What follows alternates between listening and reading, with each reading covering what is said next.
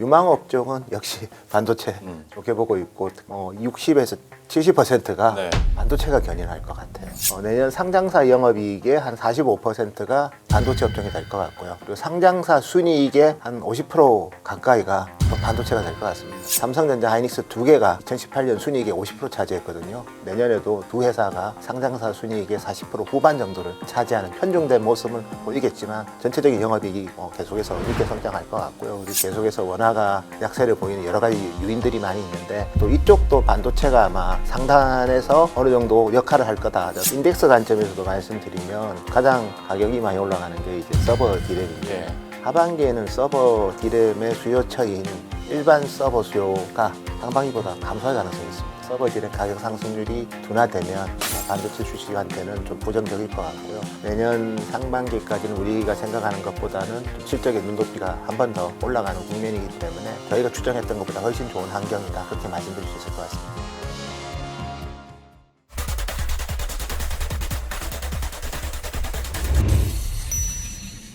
노근창 현대차증권 리서치 센터장 모셨습니다. 어서 오십시오.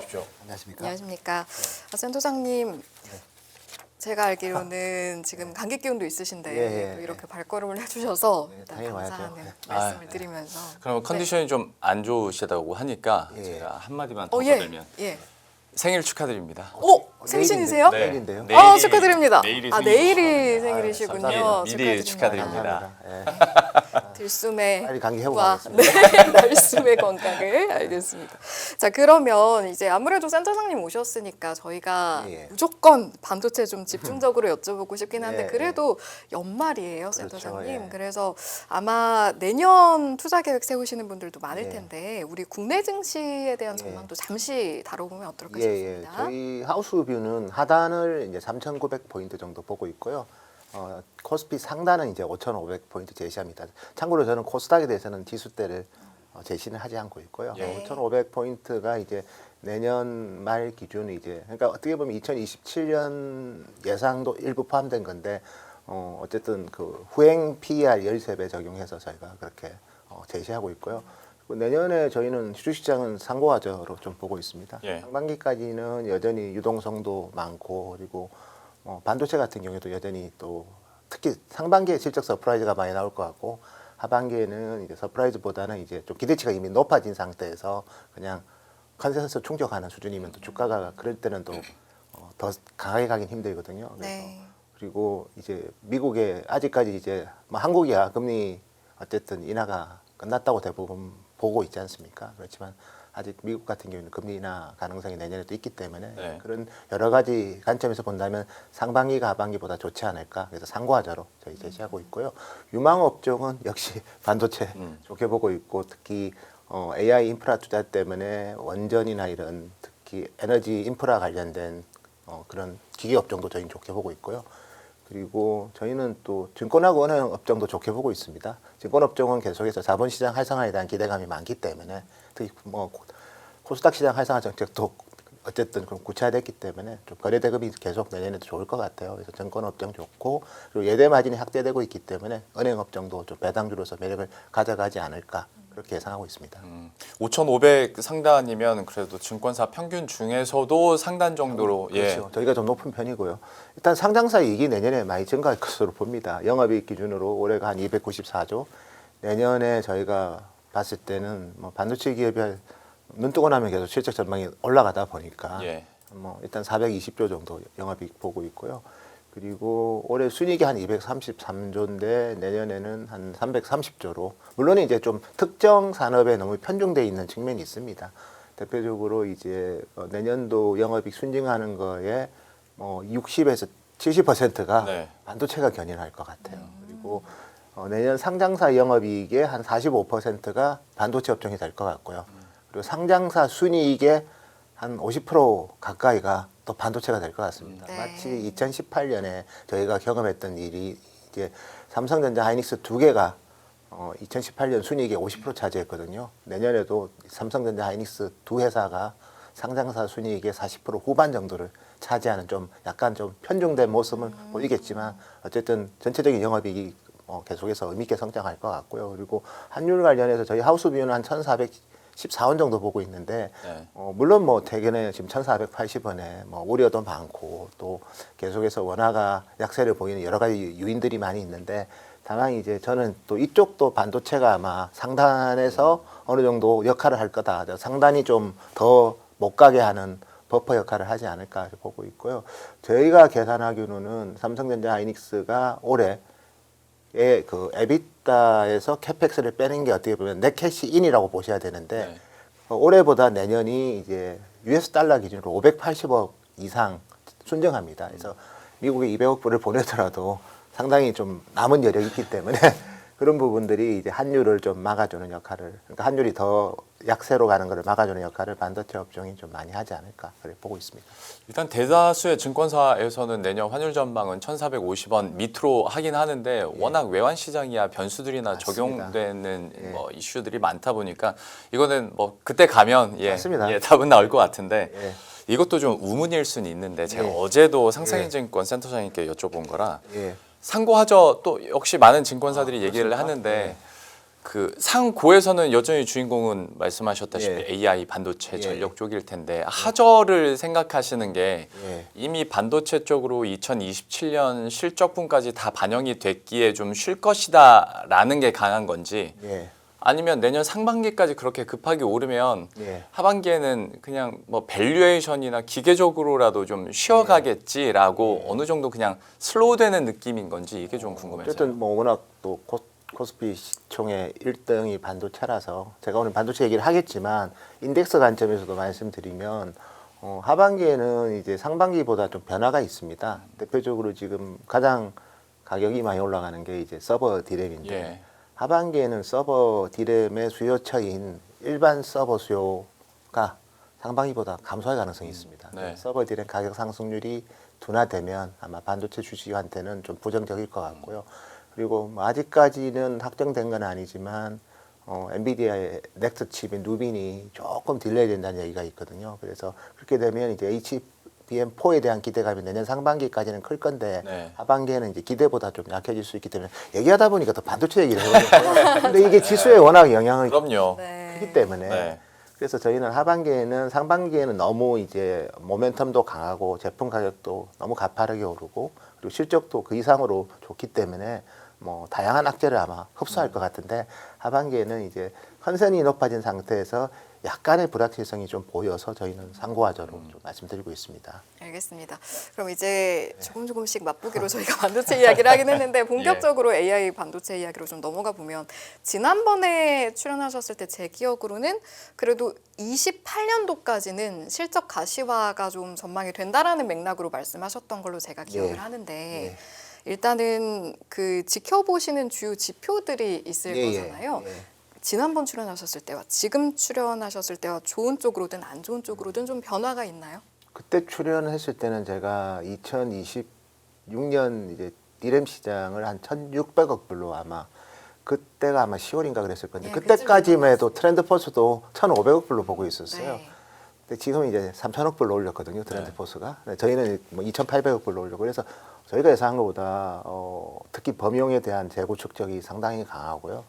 그리고 장기 계약에 대한 의지도 되게 강하고 보통 이제 장기 계약을 하려는 고객들이 지금까지 주로 클라우드 사업자가 중심이었다면 지금은 이제 스마트폰 고객들도 장기 계약을 우리 메모리 기업들한테 많이 요구하고 있습니다. 그리고 장기 계약이 과거에는 뭐 1년 이상 잘 안 넘어갔다면 지금 28년까지도 계약하자는 고객들이 있고 이번에 마이크론 실적 얘기했을 때도 60% 이상이 아주 장기 계약을 요구하는 고객들이랑 그런 얘기를 했죠. 그래서 뭐 실적의 가치성은 충분히 있는데 아까 지적하신 대로 뭐 27년 실적까지 다 프라이싱하고 있는 거 아니냐 그런 우려가 있는데 설령 그런 우려가 있더라도 내년 상반기까지는 우리가 생각하는 것보다는 좀 실적의 눈높이가 한 번 더 올라가는 국면이기 때문에 뭐 여전히 저희가 봤을 때는 저희가 추정했던 것보다 훨씬 좋은 환경이다 그렇게 말씀드릴 수 있을 것 같습니다. 근데 결국 전제는 메모리 가격이 지금처럼 계속 급등을 해야 그게 가능한 그렇죠. 거 아니겠습니까? 예, 그래서 대부분 이제 제가 준비된 차트가 하나 있는데요. 서버 디램을 이렇게 나타낸 게 지금 모바일 디램은 수요가 강하지는 않지만 그냥 공급 때문에 가격이 많이 오르는 거고 서버 디램은 실제로 주요 클라우드 사업자들이 상당히 재고 축적을 거칠게 하고 있습니다. 예. 그래서 이번 분기 같은 경우에는 이제 가격이 55% 정도, 아마 이거보다 더 올랐을 겁니다. 한 60% 가까이 오를 것 같고, 내년 1분기에도 한 20%. 이렇게 되면 이제 2배 오른 거죠. 2배 오른 상태에서 내년 2분기에도 또 두 자릿수 상승 예상하고 네. 있거든요. 그래서 저희가 저는 이제 이런 제품 가격에 대한 거는 사실 이 제품을 판매하는 칩메이커도 중요하지만 그 고객사의 재고 상황도 중요한데, 고객사들이 재고가 없다 보니까 특히 우리 북미 클라우드 사업자들의 그 서버에 대한 생산은 주로 대만에서 하거든요. 대만의 주요 고객사들하고 체크해 보면 뭐 내년 연말까지는 가격 하락할 일은 없다고. 예. 물론 이 장기 계약을 하자는 말은 어느 정도 높은 레벨에서 그 계약으로 계속 같이 하자는 뭐 고객들도 있지만, 그러면 약간은 장기 계약하면 약간 디스카운트 요구하는 경우도 있거든요. 네. 예. 근데 지금은 그래서 볼륨은 계약을 해도 프라이스에 대한 계약은 다 안 하려고 합니다. 그래서 네. 그만큼 이제 칩메이커한테 유리한 환경이다, 이렇게 말씀드릴 수 있을 것 같습니다. 아니 오히려 가격이 떨어질 거라는 루머보다 가격을 2배 높여서 받겠다는 이런 글들이나 루머들도 많이 나오더라고요, 예. 요즘에는. 근데 어차피 우리 칩메이커들이 이번 사이클만 뭐 판매하고 네. 고객하고 다시는 안 보는 건 아니잖아요. 고객이 잘 돼야 우리 칩메이커들도 그렇죠. 선순환으로 가기 때문에 고객의 입장도 배려를 하지만 환경 자체가 그렇다고 해서 너무 헐값에 줄 수는 없기 때문에. 네, 네. 그래서 지금은 우리 주요 칩메이커들의 그 어떻게 보면 판매를 마케팅을 맡고 있는 분들의 머리가 엄청 아픈 상황입니다. 특정 고객한테 너무 적게 주고 특정 고객한테 너무 많이 주고 너무 가격에 따라서 연동되면 안 되기 때문에 그런 고민들을 좀 많이 하는 것 같습니다. 네. 그래서 지금은 뭐 특히 뭐 우리 주요 핵심 고객들도 그냥 2배 인상은 다 받아들이고 있고요. 네. 그래서 스마트폰이랑 노트북 살 일 있으시면 가능한 빨리 구매하시는 게 지갑에 좀 도움이 될 것 그렇죠. 같습니다. 지갑을 좀 열어야겠네요. 네, 그래서 네. 지금 가장 부정적인 거는 이 정도로 가격이 올라버리면 소비자들이 이제 구매를 주저할 거거든요. 그래서 이미 스마트폰은 내년에 역신장으로 추정치를 다 바꾸고 있고요. 한 올해보다 한 4, 5% 역신장할 수도 있고요. 네. 노트북은 뭐 올해가 윈도우 10 특수도 일부 있었기 때문에 내년에는 두 자릿수 감소할 수도 있습니다. 그래서 소비자 제품 수요는 안 좋은데 가격만 올라가는 그런 상황이고, 그래서 실제로 디맨드가 있는 쪽에서 저희가 집중을 해야지 그게 좀 건전하게 어떻게 보면 블랙홀 역할을 할 수 있기 네. 때문에, 그래서 일반 서버의 디맨드에 대해서 저희가 조금 추적을 하고 있는데요. 대표적으로 이제 일반 서버 같은 경우에 이제 이게 대만에서 이제 트렌드 포스에서 좀 일배 집계를 하고 좀 저희가 조정은 하는데요. 어쨌든 내년에는 이렇게 한 9% 정도 성장으로 저희가 저희 최근 연간 전망에 이렇게 리포팅을 했거든요. 근데 일반 서버가 특히 보시면 AI 서버는 이렇게 많이 성장을 하지만 일반 서버도 내년에 뭐 한 6% 가까운 성장을 할 것으로 예상을 하는데, 일반 서버가 보통 분기에 한 300만 대거든요. 예. 내년 2분기에는 한 360만 대 이렇게 저희가 예상을 했는데, 이 숫자가 제가 이제 12월 초에 업데이트를 했어요. 근데 이틀 전에 트렌드 포스에서 숫자를 더 올렸습니다. 여기서 소스인데 저희가 1610만 대였는데 여기서 얼마를 올렸는가 하면 1660만 대로, 뭐 큰 차이는 아니지만 어쨌든 고객들의 신규 데이터 센터 투자와 그리고 기존 데이터 센터에서의 일반 서버의 교체가 좀 일어나고 있고요. 신규 CPU들도 최근에 좀 많이 나왔고, 그래서 그에 따른 교체가 있으면서 지금은 일반 서버는 내년에 시장이 보시면 2배 성장하거든요. 네. 올해가 577억 불인데 내년에 1250억 불입니다. 반면에 HBM은 성장률이 좀 떨어지죠. HBM이 나쁜 게 아니라 일반 서버가 너무 크게, 일반 디램이 너무 크게 이제 일반 서버 디램이 너무 크게 가격이 오르다 보니까, 그리고 일반 서버 디램은 가격도 오르지만 출하량도 같이 증가하거든요. 네. 모바일 제품 같은 경우는 가격만 오르지 출하량은 그렇게 증가를 안 하는 거고요. HBM은 두 개 다 성장은 하지만 다만 HBM은 가격이 빠집니다. 올해보다 내년에 가격이 하락할 것 같거든요. HBM3는 이미 조금씩 하락하고 있습니다. 물론 HBM4가 나와서 그거를 이제 어느 정도 하여튼 방어를 하면 되는데, HBM4는 아마 내년 3분기부터 시장이 형성될 것 같아가지고요. 그래서 지금 제일 중요한 게 일반 서버입니다. 그래서 제가 아까 상고하자 얘기할 때도 일반 서버를 지금 내년 상반기까지는 상당히 공격적으로 어셈블리 할 계획을 갖고 있는데, 하반기는 대만 쪽 시각도 약간은 좀 지켜보자, 네. 그런 시각이 있어서 이 부분은 제가 오늘 뭐 말씀드리기는 한계가 있는 것 같고, 저희도 뭐 대만을 자주 가니까 26년에도 자주 방문해서 이런 거에 대한 동향들을 좀 계속해서 하여튼 보고서를 통해서 업데이트 드리겠습니다. 네, 좋습니다. 근데 일반 서버용 가격 같은 경우에 결국에는 그러니까 이것도 뭐 사실 스토리 자체가 AI용 서버나 HBM 쪽으로 워낙 큐 자체가 커지다 보니까 여기도 이제 가격도 높아지고 교체 수요도 있다라는 건데 예, 예. AI 쪽으로 만약에 이런 가격에 약간 느려짐이 발생을 하면 예, 예. 결국 일반용 서버에 대한 디램 가격도 좀 슬로우해질 가능성이 예. 있습니까? 아니면 여기는 그야말로 수요 공급으로만 보면 되는 겁니까? 일단 상반기까지는 그냥 두 자릿수 상승 계속 할 것 같고요. 다만 이제 하반기 같은 경우에는 이제 가격 상승률이 둔화될 가능성은 분명히 있습니다. 그래서 보통 우리가 메모리 기업들을 투자했던 분들은 이제 가격이 빠질 때보다 가격 상승률이 둔화될 때 조심하고요. 그렇죠. 그리고 가격 하락 속도가 둔화될 때를 엔트리 포인트로 네, 잡습니다. 가격 하락률이 10% 하다가 2% 하락했다 하면 그때부터 주가가 많이 오르거든요. 예. 반대로 이제 가격 상승이 엄청 높은 뭐 20, 30% 오르다가 갑자기 5% 상승으로 딱 각인되잖아요. 그럼 그때부터 주식이 빠지거든요. 그렇죠. 그래서 그런 부분들 때문에 저도 일반 서버 고객들의 어셈블리 플랜을 봐야 되는데 다만 이제 빅테크 같은 경우에는 AI DC 데이터 센터도 만들고 또 일반 데이터 센터를 짓는 경우도 있고 반면에 기존의 일반 데이터 센터에 있는 서버를 교체하는 경우가 있습니다. 왜냐하면 서버는 이제 365일 동안 켜져 있어야 되기 때문에 보통 이제 3년 이상 켜져 있으면 무리가 가거든요. 그렇죠. 근데 요즘 어느 시점부터 소프트웨어적으로 그걸 많이 좀 보완을 했어요. 그래서 내구성을 높여주는 소프트웨어 업데이트를 많이 하다가 근데 이제 학습 시장만 이제 이 AI가 갔을 때는 뭐 그렇게 해도 되는데 지금은 이제 에이전틱 AI 서비스를 많이 네. 확대하고 있잖아요. 추론 서비스가 많이 커지고 있다 보니까 그게 이제 대표적으로 엔터프라이즈 SSD는 상당히 교체 수요가 많았고 근데 그렇게 해서 AI 에이전트가 하는 데이터의 그 컨텐트가 데이터의 양이 훨씬 더 좀 용량이 많잖아요. 네. 그래서 사람이 대체할 만큼 엄청나게 요즘 많은 동영상도 있고 멀티모달 데이터가 많은데 그게 일반 클라우드 고객들도 그런 데이터가 왔다 갔다 하거든요. 예. 그래서 기본적으로 일반 서버도 어떻게 보면 마주 제가 봤을 때는 추론 서비스가 기존 일반 서버의 교체도 좀 저는 유도하는 국면인데 조금 더 이거를 과학적으로 설명하면 수치가 좀 더 있어야 되는데 그거는 제가 지금 근거 자료를 만들고 있는데 어쨌든 최근에 일반 서버의 교체는 기본적으로 뭐 신규 데이터 센터 짓는 것도 있고 두 번째는 GPU도 그렇고 일반 서버도 그렇고 교체 주기가 이미 지난 상태에서 너무 오래 썼어요. 네. 그에 따른 교체도 있고 그리고 추론 서비스가 확대되면서 일반 서버의 그 전체적인 커패시티 자체가 좀 한계에 차서 교체하는 일부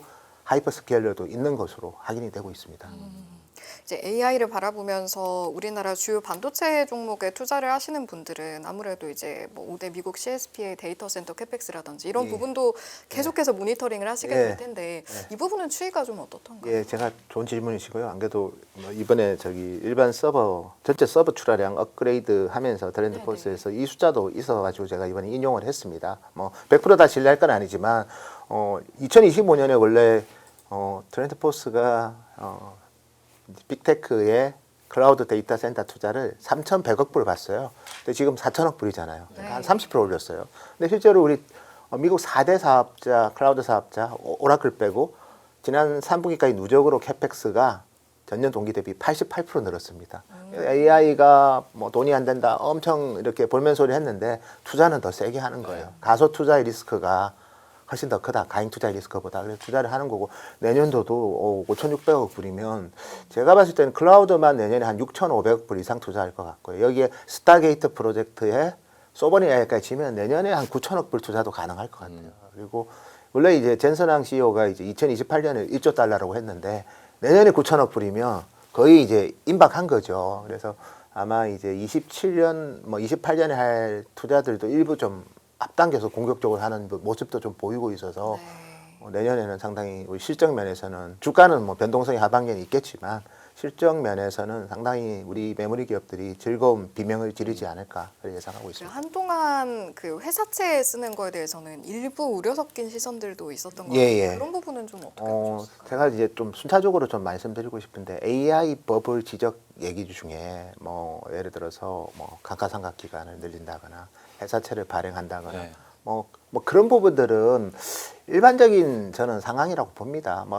그리고 중요한 건 우리 빅테크 기업들은 그래도 인터널 캐시플로우로 투자를 많이 해요. 네. 일본 뭐 뎨파이낸싱도 이렇게 있지만 주로 인터널 캐시플로우로 투자할 정도로 여전히 재무적으로 훌륭하고 수익성도 좋습니다. 그래서 우리 데이터 센터 투자에 제가 클라우드를 지금 오늘 얘기했지만 3대 축이 있습니다. 제일 파이가 큰 게 클라우드 서비스 프로바이더들이고 여기서는 일부 기업을 제외하고는 대부분 인터널 캐시플로우로 그렇죠. 영업상 현금 흐름으로 투자를 합니다. 반면에 이제 스타게이트 프로젝트는 빚으로 해요. 빌려서 은행한테도 빌리고 그래서 90%가 이제 US는 빚으로 투자하는 거고요. 소버린 AI는 세금으로 투자합니다. 국민 세금으로 투자하는 거죠. 우리 국가의 미래를 위해서. 그래서 사실은 안정성이 좀 떨어지는 게 스타게이트지 이 클라우드 서비스 프로바이더들의 투자는 상당히 좀 안정성이 높다 이렇게 말씀드리고 싶고요. 그래서 일부 회사채를 빌려서 하는 특정 기업을 제가 언급하기 그렇지만 그 부분에 대해서는 그냥 아직까지는 그렇게 위험한 신호는 아닌 것 같고 그다음에 AI 버블론의 첫 번째가 다양한 얘기도 있지만 구체적인 증거로서 자꾸 거론한 것 중에 좀 말이 안 되는 내용들이 몇 개 있어요. 그거를 조금 말씀드리면 첫 번째가 이제 키옥시아 실적 나오고 나서 AI 버블론 얘기가 또 나왔어요. 근데 키옥시아는 자세히 보면 엔터프라이즈 에셋들이 뜯어보면 랜드가 원가에 한 7, 80% 되지만 나머지가 이제 디램이 또 한 10에서 20% 되고요. 그리고 컨트롤 IC도 그렇고 근데 디램이나 이런 제품 가격 많이 올랐잖아요. 그러니까 원가가 사실 좋은 구조는 아니에요. 이런 게 오르면. 그래서 당연히 매출액은 키옥시아 같은 경우에도 시장 예상치를 좀 충족했지만 수익성 면에서는 일부 원재료 가격이 오른 측면이 있어가지고 우리나라 기업은 괜찮지요. 디램도 직접 만들고 있기 때문에 그래서 그런 부분도 있고 그 다음에 제가 조금 다른 얘기긴 하지만 브로드컴 관련해서도 좀 얘기를 드리면 브로드컴도 사실은 원래는 이제 이 빅테크에 들어가는 가속기를 거의 독점적으로 인터커넥터 해주고 있습니다. 인터커넥터라는 게 이제 GPU든 여러 ASIC을 이제 스케일 업, 스케일 아웃 시키고 또 시리얼 직렬로 보내서 병렬로 풀어주고 이런 거 잘하는 거거든요.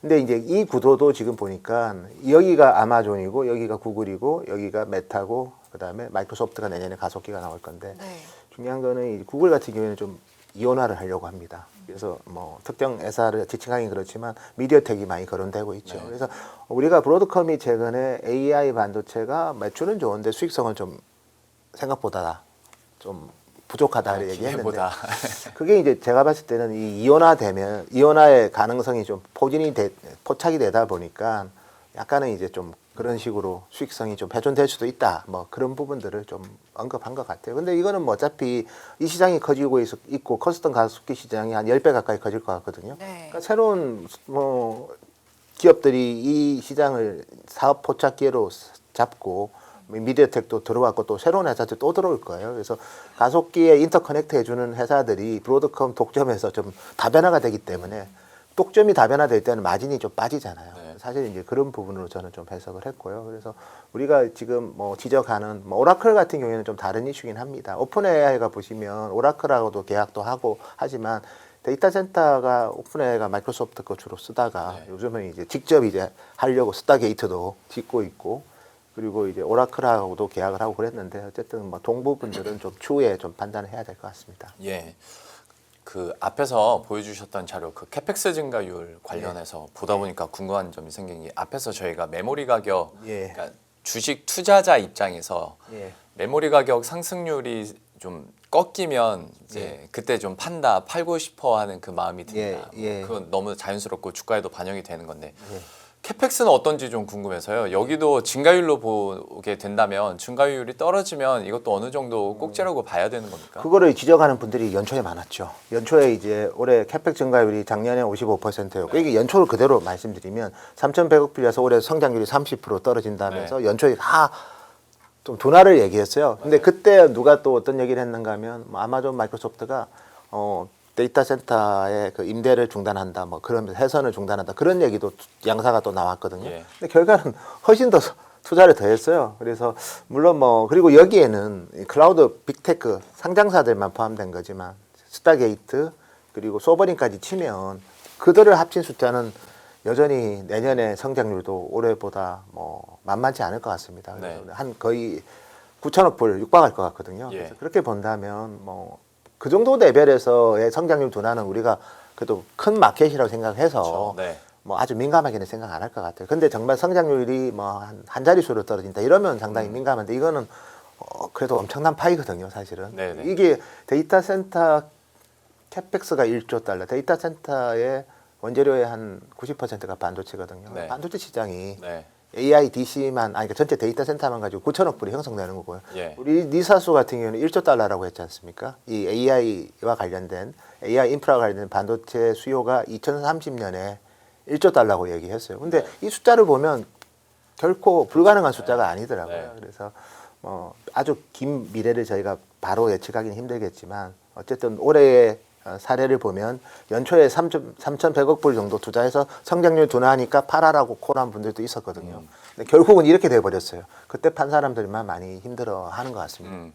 그러면 그로스에 대한 그런 의무는 해결이 됐는데 예. 그리고 뭐 규모 자체도 너무 크니까요. 예. 근데 저렇게 또 커지면 분명히 시장에서 내년에도 나올 말들이 그럼 ROI는 언제? 이제 이 스토리거든요. 그렇죠. 그래서 AI DC는 저희가 봤을 때는 이제 이 두 축으로 저희가 얘기 드리고 싶고요.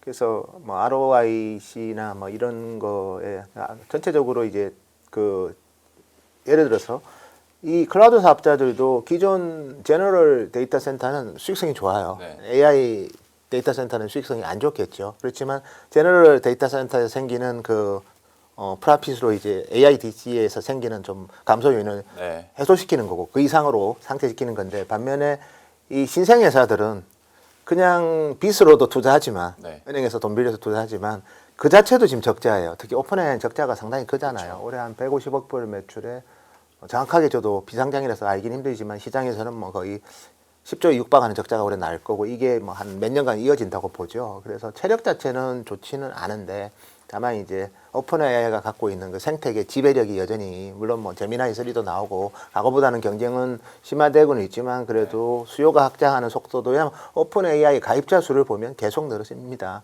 7월 달이 가입자가 7억 명이었고요. 계속 가파르게 여전히 늘고 있거든요. 네. 그래서 저희가 봤을 때는 뭐 하여튼 체력상의 저하는 분명히 있지만 아직은 서로 힘과 힘이 부딪혀서 무기를 많이 구매하는 시점이고 그 무기가 아까 제가 데이터 센터 원재료의 한 80% 이상이 반도체이기 때문에 특히 반도체를 많이 구매하고 있다 이렇게 말씀드리겠습니다. 네.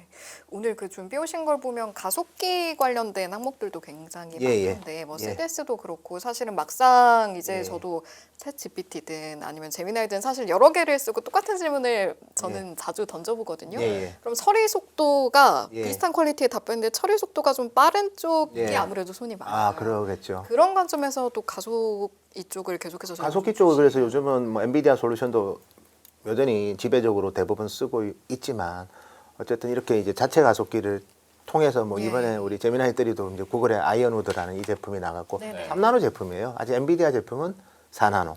내년에는 이제 루빈이 나오면 3나노지만 이미 그 아마존의 가속기 같은 경우에도 3나노고 AMD의 뭐 이번에 특히 많이 강조했던 MI350 같은 경우에도 3나노고 이미 가속기 쪽에 3나노가 많이 남았어요. 다만 이 회사들의 3나노 제품은 칩 크기는 엔비디아보다 작아요. 네. 그래서 트랜지스터 숫자는 엔비디아가 더 많긴 하지만 그래서 어쨌든 자기만의 저전력과 그다음에 고성능 그리고 특정 영역에서 더 빠른 그 대응 속도 그리고 뭐 한마디로 레이턴시를 상당히 줄여주는 그런 솔루션들이 많기 때문에 뭐 그런 특화 서비스를 많이 하고 있고 그건 뭐 메가 트렌드입니다. 그래서 그렇게 하기 위해서 그래서 이 시장을 혼자 인터커넥트를 브로드컴이 다 하다가 이제 이온화도 되고 또 새로운 회사도 들어와서 아마 같이 시장이 좀 성장하지 않을까 보고 있고요. 다만 우리 기업들한테는 HBM이 중요하죠. 그렇죠. 그래서 아마존에는 뭐 각각의 얘기는 다르지만 평균 내 보면 아마존은 하이닉스가 HBM을 많이 넣는 것 같고요.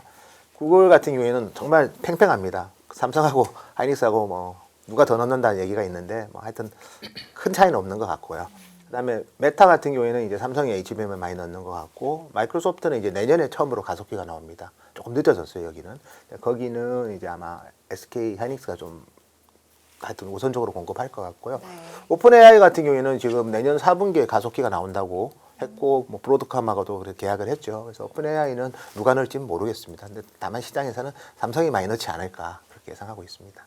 이게 그 국내 소부장 업체 입장에서 봤을 때 예. 이렇게 뭐 어쨌거나 가속기랄지 아니면 렉 솔루션에 대한 예. 경쟁이 심해지고 있는 상황에서 예. 우리가 비집고 들어갈 수 있는 룸이 있나? 그러니까 오히려 특정 벤더사만 더 커지고 예, 예. 우리 입장에서는 저시류에 같이 수혜를 받을 수 있는 예. 이제 중소형단의 업체들은 없나에 대한 걱정은 어떻게 보세요? 저도 사실 뭐 소부장은 제가 직접 하지는 않아서 네. 뭐 특정 얘기를 구체화시키긴 힘들겠지만 어쨌든 그 뭐 결국 어차피 HBM은 누가 하든 다 필요하잖아요. 예. 그러니까 그쪽 서플라이 체인은 괜찮을 것 같고, 근데 일반 D램도 지금은 우리 기업들이 이번에 내년에 엄청난 이익이 나도 우리가 보통 이제 건물만 짓는 거를 이제 셀 투자라고 하거든요. 그래서 인프라 위주로만 캐펙스를 하고 네.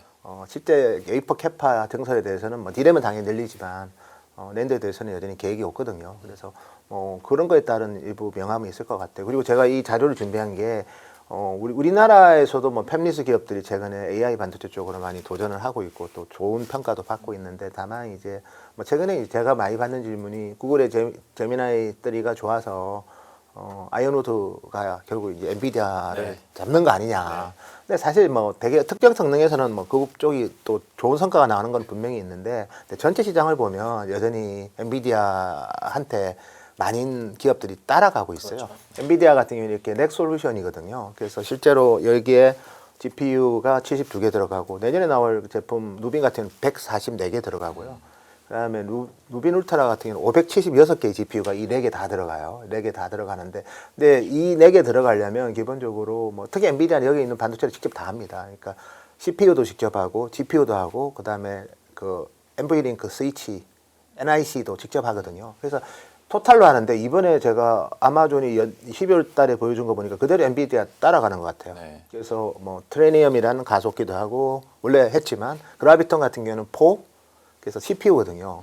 그리고 뭐 네트워크 스위치도 직접 하면서 이렇게 엔비디아를 닮아가고 있다는 거죠. AMD 같은 경우에도 최근에 이제 오라클하고 계약한 거 보면 헬리오스라고 해서 여기 들어가는 CPU는 완전 에픽이고, 그다음에 가속기는 이제 MI350이고, 그다음에 AMD도 네트워크 스위치 칩이 되게 요즘 많이 좀 강조하거든요. 네. 탄산도라고 하는데, 그래서 이 세 개를 다 넣었어요. 그래서 어떻게 보면 이게 또 저전력을 구현하기 위한 아주 좋은 솔루션으로서 또 이런 제품 한 방에 많이 사잖아요. 그래서 사실은 뭐 되게 규모의 경제가 많이 나타나는 제품들인데, 근데 이런 제품에 대해서 처음에 주요 빅테크들이 거부감을 보이다가 지금은 좀 적극적으로 수용을 하는 것 같아요. 그래서 뭐 이런 쪽의 시장 성장세는 크기 때문에 여기와 관련된 기업들은 또 규모의 경제가 나올 수 있는 거고, 다만 이제 우리 기업들이 이제 이런 쪽에 뭐 특별히, 왜냐하면 여기 들어가는 주요 칩은 생산은 다 TSMC가 하거든요. 그렇죠. 예, 그리고 패키징도 뭐 당연히 TSMC 또는 그쪽 대만 쪽 아니면 엠코 이런 쪽이 하는 거라서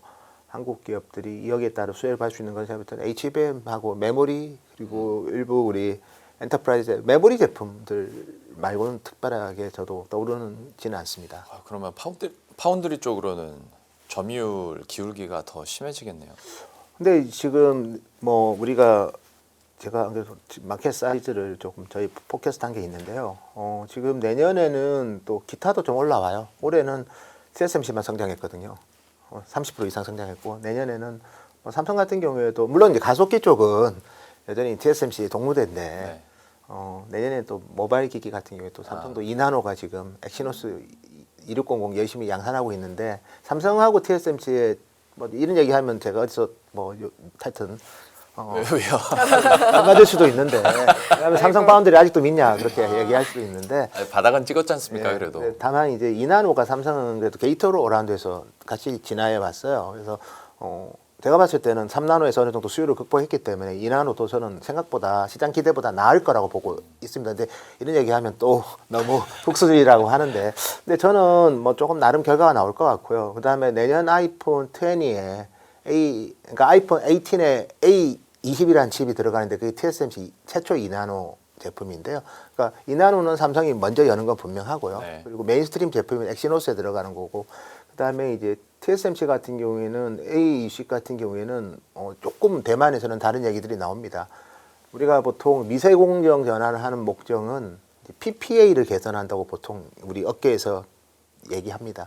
그러니까 퍼포먼스를 높이고 파워 컨섬션이 줄이고 그다음에 칩 사이즈, 에어리어를 좀 줄이는 그런 거에 개선이 커서 텍 마이그레이션을 통한 미세 공정 변환을 하는데 근데 TSMC 2나노가 생각보다 그게 안 됐다는 소문이 있어요. 네네. 그러면 당연히 웨이퍼의 리드 타임, 생산 리드 타임이 길어졌으니까 웨이퍼 가격을 많이 올려야 되는데 3나노보다 한 50% 올려야 되는데 그렇게 올릴 만큼 PPA가 개선이 안 됐으면 결과적으로는 이제 가격장을 받는 거거든요. 고객이 그러면 난 3나노 쓸래. 2나노 그렇게 가격 올리면 난 오케이 못 한다. PPA가 뭐 그렇게 의미 있게 개선이 되었냐 하면 아마 TSMC도 공격을 받을 수 있거든요. 그래서 외감 TSMC가 그런 지적을 받냐 하면 TSMC는 3나노까지는 3D 핀펫이었거든요. 네. 트랜지스터 3면에 들어갔고 이제 2나노부터 4D 게이트 오란드잖아요. 그래서 수율이 2나노를 빨리 안정화를 시켰지만 성능은 그렇게 의미 있게 개선이 초기 버전에서는 안 됐고 그 원인을 찾다 보면 아마 구조의 변화가 좀 영향을 주지 않았나 하는 생각이 들어서 그래서 그렇게 되면 이제 삼성의 2나노에 대한 신뢰가 좀 더 올라갈 수도 있을 거고 특히 삼성의 2나노 엑시노시 2600은 이제 여기서 좋은 성과를 내면 뭐 모바일 기기하고 오토랑은 다르긴 하지만 그래도 HPC랑은 또 완전히 또 그 어떻게 보면 허들이 더 있거든요. 근데 예. 모바일 기기랑 오토는 그래도 소비자 제품이잖아요. 그래서 삼성의 2나노가 내년 엑시노시 2600에서 증명을 하면 테슬라에 수주받은 AI6도 생각보다 순항할 수 있는 기대감이 올라갈 것 같아요. 네. 결과는 봐야 되지만 네네. 그렇게 되면 이제 삼성 파운드리 관련된 뭐 주요 소부장들도 올해보다는 조금은 관심을 갖지 않을까 하는 생각도 살짝 듭니다. 예. 긍정적인 시나리오대로 된다면이네요. 된다면이죠. 사실. 네. if입니다. 네네. 예. 그래서 메모리는 좀 우리가 어차피 항상 지배했던 기업들이고 우리 기업들이 그래서 어느 정도 실적이랑 이런 방향성에 좀 확신이 있다면 파운드리는 여전히 뭐 하여튼 좀 더 신중하게 얘기 드리는 게 예. 현실적일 것 같습니다. 네네. 네. 저희가 이제 앞서 이야기하면서 이제 엔비디아 이외 기업들의 그 개별 칩에 대한 이야기도 했는데 그때 한참 그 이야기를 예. 들으면서 예. 채팅창도 보니까 빙하의 자취님께서는 이제 엔비디아 구글 이원 경쟁 체제인 것 같다라는 그래요? 의견을 내주셨더라고요. 그래서 예. 제가 여쭤보고 싶은 건 예. 엔비디아 대 다수의 경쟁 체 물론 엔비디아가 주도를 하고 예. 있는 건 여전하겠지만 예. 엔비디아 대 다수 경쟁 체제로 보는 게 맞는지 아니면 이제 이원 경쟁 체제로 빙하의 자취님 말씀처럼 그렇게 볼 수도 있는 건지. 뭐 구글의 그 아이언우드가 좀 성격은 다르지만 이렇게 4개 형태로는 안 하잖아요. 또 구글도 물론 CPU가 있어요. CPU가 엑시온이라는 커스텀 ARM CPU가 있는데 그런 제품들을 막 종합적으로 활용해서 이렇게는 안 하더라고요. 네. 그래서 특정 성능에서는 당연히 차별화가 되겠지만 엔비디아의 지금 제가 이 넥만 보여준 거고 엔비디아의 또 다른 뭐 CPX 같은 경우에는 그 투 듀얼 렉으로 해서 하나는 트레이닝 학습 칩이 들어가 있고 밑에는 추론 칩이 들어가 있는 뭐 그런 식으로 또 차별화도 많이 하기 때문에 엔비디아가 보여줄 카드는 여전히 많고 또 엔비디아의 핵심이 뭐 쿠다도 있지만 NV링크와 같은 그런 스케일 업하는 기술과 그다음에 뭐 이더넷 그리고 우리 인피니밴드와 같은 인터커넥트 할 수 있는 스케일 아웃 기술도 다 갖고 있기 때문에 뭐 구글이 특정 영역에서는 하지만 둘이가 2대2로 하는 거는 좀 지나친 네. 확대 해석 같아요. 다만 이제 가속기 쪽에 대한 시장이 이제 좀 점유율은 엔비디아 떨어질 거고 왜냐하면 AMD도 상당히 의지를 갖고 아마 내년 초에 리사수도 그걸 많이 강조할 것 같고 MI450부터 해가지고 또 똑같이 이런 형태로 갑니다. 레게 형태로. 그래서 넥 디자인 형태로 이렇게 서로 가고 있고 또 여기에 또 자체 커스텀 뭐 우리 아이언우드 같은 제품을 필두로 뭐 많은 기업들이 이제 추론칩 시장에 많이 들어오고 뭐 막 지금 상당히 확대되고 있거든요. 그래서 당연히 점유율은 떨어지지만 근데 서비스도 많이 또 다변화되고 있기 때문에 마켓 사이즈가 커지고 서비스 다변화해서 당분간은 각각 성장하는 시장으로 보시는 게 조금 네. 현실적일 것 같습니다. 그러니까 마켓 사이즈가 커지니까 점유율이 떨어지는 건 이거는 자연스럽게 받아들일 맞습니다. 수 있을 것 같은데 예. 엔비디아와 구글 대결을 붙여주셨으니 여기서 한번 질문을 드려보자면 일단은 그러니까 자체 칩 에이직 기반의 예. 자체 칩들을 개별 회사들이 이렇게 만들고 있다 보니 점유율 떨어진 건 알겠는데 엔비디아가 결국에는 이제 마진율도 떨어지지 않을까에 예. 대한 좀 궁금증도 있거든요. 마진율은 뭐 지금은 이제 규모가 크고 팹리스니까 뭐 기본적으로는 매출 총익률이 떨어지기는 쉽지는 않겠지만 보통 이제 팹리스들은 매출액이 둔화될 때 좀 네.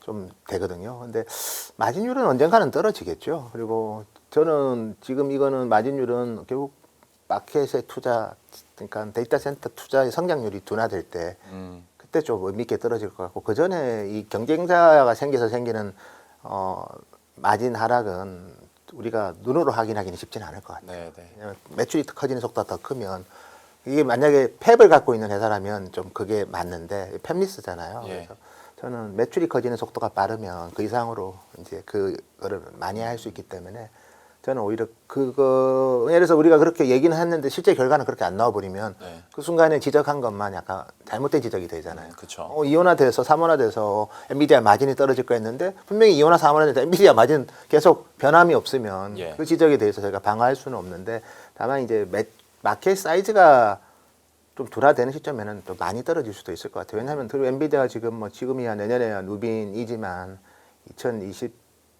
2027년에 나올 루빈 울트라는 트랜지스터 숫자가 2배 늘어요. 네. 그러니까 올해 나온 블랙엘이 이제 2,080억 개고 칩의 트랜지스터 숫자가, 내년에 나올 루빈이 이제 2,500억 개거든요.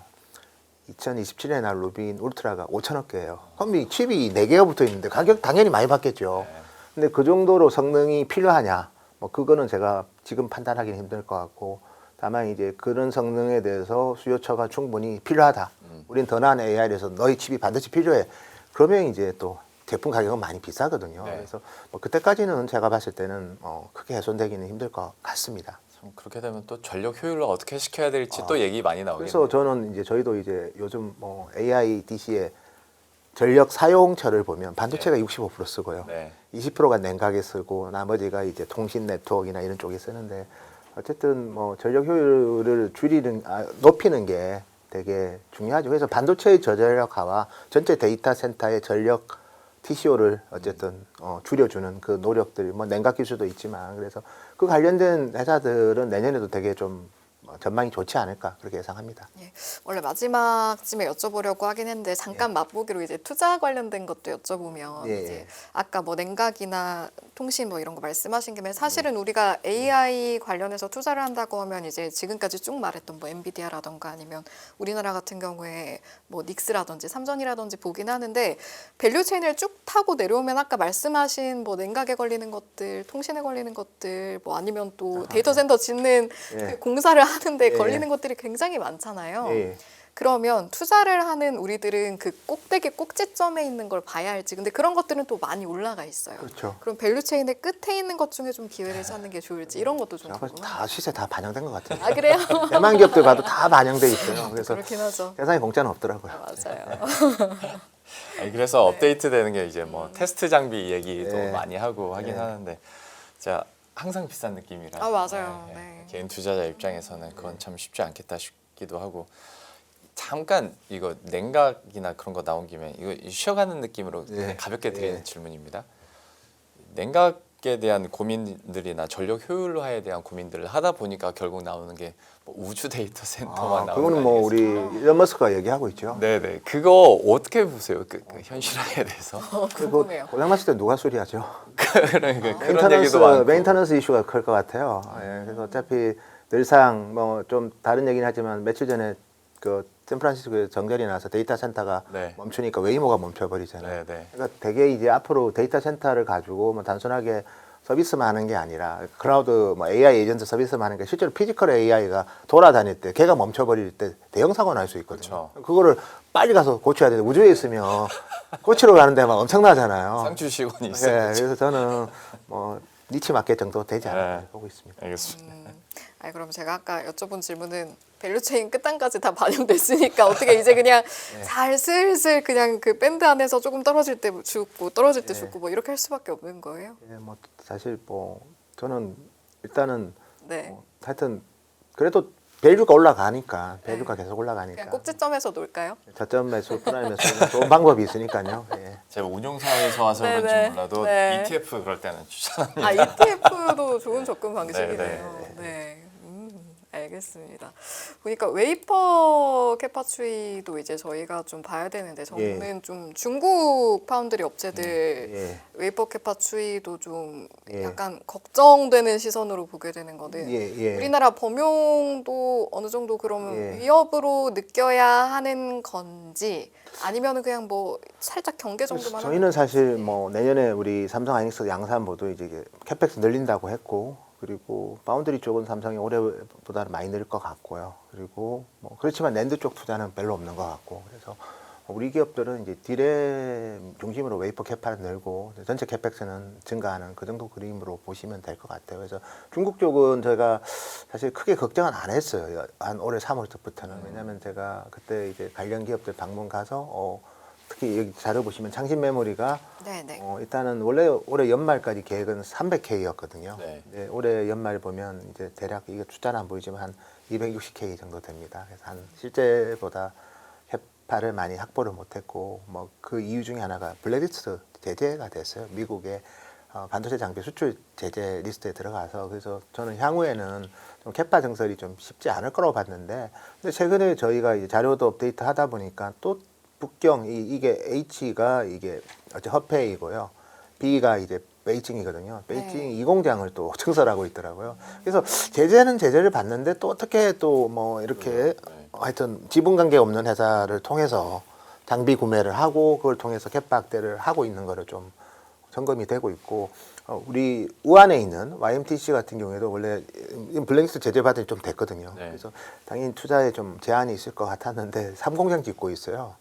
낸드 쪽으로. 그래서 여기도 블랙리스트인데 똑같은 것 같아요. 일단 지분 관계가 없는 회사를 통해서 좀 장비를 들여와서 또 투자하는 그런 모습들이 보이고 있고, 제가 파운드리를 보면 좀 더 놀라운 게 SMIC 같은 경우에도 투자를 캐파가 계속 늘어요. 느는 것도 여기도 블랙리스트거든요. 근데 여기에 특정 자회사를 하나 지분 관계 없게 만들어 가지고 거기서 사서 이렇게 주는 경우도 있고요. 그리고 중국의 비상장 파운드리 회사들이 한 달에 하나씩 생겨나고 있어요. 반도체가 뭐 자동차도 아니고 2차 전지도 아니고 반도체 공장 지으면 최소한 10조 이상 들 건데 이건 거의 뭐 풀빵 만들듯이 네. 계속 생겨나고 있습니다. 그래서 네. 중국 전체 파운드리의 월 캐파가 이미 TSMC 수준이에요. 그래서 저는 이제 중국이 블랙리스트가 이제 블랙리스트에 포함되어 있는 SMIC, 창신 메모리, YMTC 같은 경우에도 캐파를 늘린다는 게 미국의 제재가 정말 의미 있게 들어가고 있는지 좀 의심도 좀 그러게요. 가고 있고요. 물론 뭐 선단 같은 경우에는 뭐 노광 장비는 제재가 확실하잖아요. 네네. 이급이나 이런 거는데 나머지 증착 시가 뭐 검사 장비에 대한 제재는 그게 의미가 있었으면 증설이 좀 쉽지 않았어야 되는데 그래도 다 하고 있어요. 그래서 이런 부분들이 저는 조금 우려는 되는데, 다만 이거는 뭐 메모리 사이클하고는 이 바운드리는 상관은 없고, 당장은 이 낸드 디램 회사가 좀 문제인데, 낸드는 다행히 이제 YMTC랑 키옥시아 말고 투자하는 데가 없습니다. 네. 여기는 그래서 뭐 특별히 증가 요인은 뭐 다른 회사들이 투자를 안 하고, 디램은 이제 분명히 뭐 이 창신 메모리도 하지만 여기도 HBM을 만들어야 되거든요. 네. HBM을 만들려면 웨이퍼를 많이 좀 잠식을 합니다. 네. 수율도 안 좋고 해서. 그래서 당장은 우리 뭐 범용 메모리 가격 오르는데 중국 기업이 찬물을 끼얹을 가능성은 단기적으로는 없어 보이는데 27년 이후에는 또 지켜봐야 될 것 같습니다.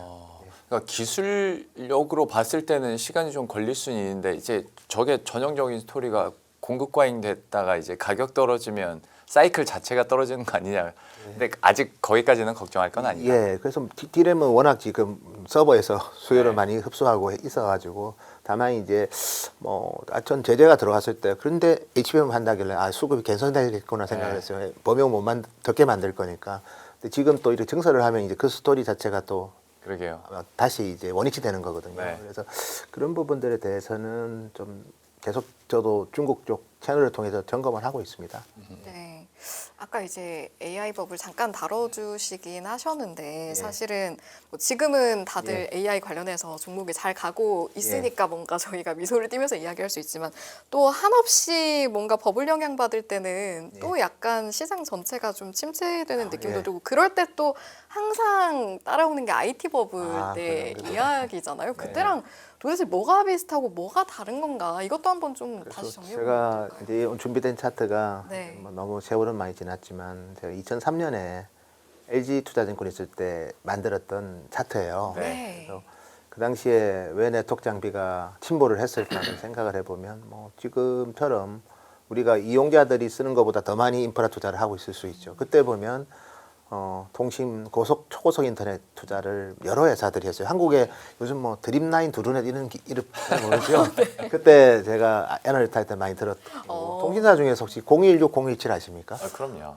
예. 신세계 통신, 뭐 예. 한통, 018 예, 이렇게. 아마 아나운서님은 워낙 젊으셔서 이거 모른 척 하도록 하겠습니다. 네. 근데 어쨌든 이게 우리가 인구수보다 더 기지국을 더 많이 깔았어요. 맞아요. 인구수보다 더 초고속 인터넷망을 더 깔았고 네. 그러면 그 후발 통신사들이 힘들어질 거 아니에요. 선발 통신사들은 또 좀 우수한 고객들을 갖고 있는데 그래서 결국은 이제 못 버티고 합병을 당하거든요. 네. 합병 당하면 기존에 가인 투자할 때보다 설비 투자를 줄이겠죠. 네. 설비 투자의 핵심이 다 네트워크 장비였는데 그 네트워크 장비 회사들이 많이 파산을 했어요. 근데 이제 뭐 반도체가 파산한다는 의미는 아니고요. 예. 다만 이제 이 AI 같은 경우도 AI 데이터 센터를 아까 제가 두 축이 투자를 한다고 했지 않습니까? 그래서 기존에 투자하는 거랑 또 스타게이트 프로젝트 투자하는 거랑 실제로 우리가 이용하는 AI 활용도보다 더 많은 인프라를 짓고 있을 수도 있어요. 예. 그거는 이제 많은 분들이 지적하는 거예요. 네. AI 인프라 투자는 버블이라고 얘기하는 분도 많고 저도 일정 부분 동의합니다. 왜냐하면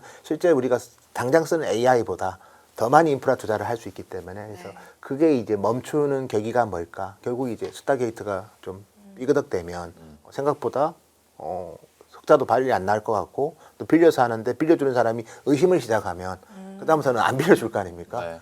그러면 이제 투자가 줄면 얘들이 투자를 줄이면 클라우드 사업자들도 맞대응을 굳이 공격적으로 할 필요가 없는 거죠. 연초처럼 올해 데이터 센터 투자 우리 좀 줄일 별로 안 늘 거야 얘기했는데 얘들이 투자를 많이 하다 보니까 오히려 뭐 거의 4천억 불 투자를 해버리잖아요 얘들이. 그러니까 지금은 이제 그런 식의 맞대응이 있는데 얘가 허물어지면 맞대응을 할 필요가 없는 거죠. 네. 그러면 이제 언제일지는 모르겠지만 28년 이후라고 저는 예상은 하지만 그러면 이제 데이터 센터 투자가 줄면 네. 주가는 참 상상하기 힘듭니다. 예. 그러니까 파산하는 업체들이 생겨나면 당연히 여기에 대한 공포 심리는 있을 수 있겠지만 예. 똑같이 2000년과 2025년에 그 주도했던 혁신 기업들이 회사채를 발행해도 그때 당시에는 진짜 돈이 없어서 회사채를 발행하고 돈을 못 버는 상황이었고 예. 지금은 워낙 돈을 잘 벌고 그렇죠. 있는데 여러 방법 중에 예. 그냥 회사채 발행을 선택을 하면서 투자를 그렇죠, 이어가는 맞습니다. 거라 어차피 뭐 또 배당도 해야 되고 하니까 뭐 당연히 파이낸싱 방법은 많이 찾는 게 좋고요. 네. 그리고 그때 IT 버블에서 우리가 반도체를 너무 지적하면 물론 수요가 빠지면 주가는 안 좋겠지만 근데 이제 좀 성격이 좀 다르긴 하죠. 이때는 네트워크 장비 회사들이 구조조정에는 하웨이, GT 네. 이런 중국 기업들이 이제 많이 올라왔죠. 예. 중국 기업들이 유럽이랑 미국 장비 회사를 좀 대체하는 효과가 있고 반도체에서는 중국 기업이 저는 대체하기는 힘들다고 봅니다. 왜냐하면 EUV 노광 공정에 대한 제재나 이런 제재가 워낙 강력하기 때문에 트랜지스터 숫자를 늘리려면 택 마이그레이션 해야 돼요. 택 마이그레이션 할 수가 없어요. 그러면 사실은 거기서는 이업은 없는 거고 다만 수요가 줄면 주가 안에는 되게 부정적이겠죠. 그래서 그 수요가 언제 줄지에 대해서는 아마 많은 시장 참여자들이 예의주시하고 있고 또 그 신호들을 찾으려고 많이 하는데 아까 제가 지적했던 키옥시하고 브로드컴은 조금 번지수를 잘못 찾은 것 같고 네. 오라클 관련해서는 저도 뭐 그 부분은 좀 예의주시해야 될 것 같습니다. 그럼 그럼에도 불구하고 일단 2028년까지는 실적 과시에 대한 부분은 여전히 유지하시는 방향으로. 예, 저는 어차피 스타게이트도 지금 뭐 US 중심이지만 내년에도 UAE랑 EU도 좀 가세하고 또 소버린도 투자를 요즘 발표하는 한국에는 거론이 안 되지만 제가 소버린 AI 투자하는 거 발표하는 거 계속 트래킹하거든요. 국가들이 점점 많아지고 물론 뭐 저기 그 하여튼 이머징 마켓은 많지는 않고 거의 다 이제 우리 현진 시장의 주요 국가들이 소버린 AI 발표하는 국가들이 많이 생겼습니다. 최근에 캐나다 텔러스도 발표했고 그래서 일본도 그렇고 많이 우리 휴메인도 뭐 이미 사우디 네. 한지 좀 됐고요. 그래서 그런 기업들 우리나라도 당연히 포함이 되고 그래서 저는 계속해서 트래킹 하다 보면 뭐 생각보다 아직은 27, 8년까지는 그리고 스타게이트 프로젝트 US도 28년까지예요 원래 28년까지 5천억 불 하자. 일단 내년에는 좀 더 올해보다 더 정해 갈 것 같고요. 네. 아직까지는 소프트뱅크 쪽에 저희가 들어봐도 뭐 펀딩 관련해서 불편함은 없다고 합니다. 그러면 이제 저희 또 슬슬 마무리할 시간이 다가오고 예. 있는데 그래도 저희가 지금 연말이니까 사실 예. 말씀하시면서 다 이야기가 나오긴 했는데 예. 2026년 AI 반도체 전망을 한다라고 했을 때 기회 요인 한 가지, 위협 요인 한 가지 예, 기회 요인은 꼽아주신다면요. 기회 요인은 제가 봤을 때는 여전히 하여튼 의미 있는 고객들의 재고 축적, 그에 네. 따른 우리가 예상한 것보다 훨씬 실적이 더 잘 나올 가능성, 그게 기회 요인인 것 같아요. 네. 다 실적이 좋을 거라고는 압니다. 그래서 아직은 더 좋은 실적이 기회 요인인 것 같아요. 아직은 플러스 알파한 거고. 근데 이제 이게 이제 익숙해지면 실적이 잘 나온다는 이유 때문에 주식을 못 팔 수도 있거든요. 네. 그때는 이제 실적이 노이즈가 될 수도 있는데 그건 아직까지는 뭐 걱정하기 좀 이른 시점 같고요. 두 번째 이제 뭐 부담 요인은 아까 말한 대로 이제 일반 데이터 센터가 지금 너무 이제 필요해서 빨리 짓고 있는데 우리 클라우드 사업자들 같은 경우에도 보면 되게 뭐 굳건한 것처럼 보이지만 2018년을 한 번 더 생각해 보면 2018년 4분기에 제가 뭐 제 입으로 얘기하긴 그렇지만 제가 디램 가격 하락한다고 그때 보고서 썼거든요. 물론 뭐 조작에는 바꾸지는 않았어요. 근데 네. 디램 가격이 4분기부터 하락한다고 보고서를 썼는데 한 여름에 썼을 것 같은데 아무도 안 믿었어요. 근데 클라우드 사업들이 워낙 완강했기 때문에 우리 계속해서 뭐 좀 적극적으로 근데 실제로 한순간에 또 많이 바뀌더라고요. 그래서 뭐 지금은 이제 장기 계약 때문에 많은 우리가 컨빅션을 갖는데 장기 계약의 가격 레벨이 중요합니다. 물량은 자기들 사겠다고 하고 가격에 대해서 뭐 그래서 오케이 안 해버리면 또 갑자기 또 변할 수 있기 때문에 그래서 저는 이제 HBM은 저는 의심 안 해요. 그리고 나머지 노트북하고 스마트폰은 수요를 기대 안 하는 거고 다만 그쪽은 이제 가격은 좋을 거고 반면에 일반 서버는 수요하고 가격이 다 좋거든요. 근데 이 수요가 갑자기 이제 변덕할까봐 그거 좀 저는 체크하는 게 제일 중요할 것 같아요. 내년에는 아까 하나의 차트로 다 모든 게 요약이 됩니다. 네. 이거거든요. 서버 디램을 잘 봐야 돼요. 서버 디램이 가격 상승률이 갑자기 둔화되는 게 보이면 그때부터 긴장해야 됩니다. 긴장이라는 건 정말 왜 둔화됐을지 끊임없이 좀 네, 체크해야 네. 되고 그거가 저는 꼭 체크해야 될 부분이다. 이거 하나만 가져가셔도 오늘 굉장히 유의미할 것 같아요. 서버 디램이 어떻게 되냐면 HBM 좋을 거고요. 모바일은 뭐 어차피 수요 보고 좋게 보는 건 아니니까 공급 때문에 좋은 거고. 근데 일반 서버 디램은 수요 가격이 다 좋아요. 근데 이게 이제 수요가 좀 뭔가 변화가 생기면 왜냐면 그들이 다 대만에서 어셈블리 하잖아요. 정보도 대만에 다 있고 그 말은 자기들끼리도 많이 얘기하는 것 같아요. 네. 아마존, 마이크로소프트, 구글, 메타가 자기들끼리도 네, 네, 네. 일반 서버 어셈블리와 관련해서는 소통을 좀 하는 것 같습니다. 그래서 그 부분을 제가 내년에 좀 자주 체크하려고 합니다. 네, 이 부분, 이 차트 여러분도 꼭 기억해 주시기 바랍니다. 자, 오늘 말씀은 여기까지 듣고 마무리하겠습니다. 오늘 1부는요, 노근창 현대차증권 리서치 센터장님과 함께했습니다. 잘 들었습니다. 감사합니다. 감사합니다.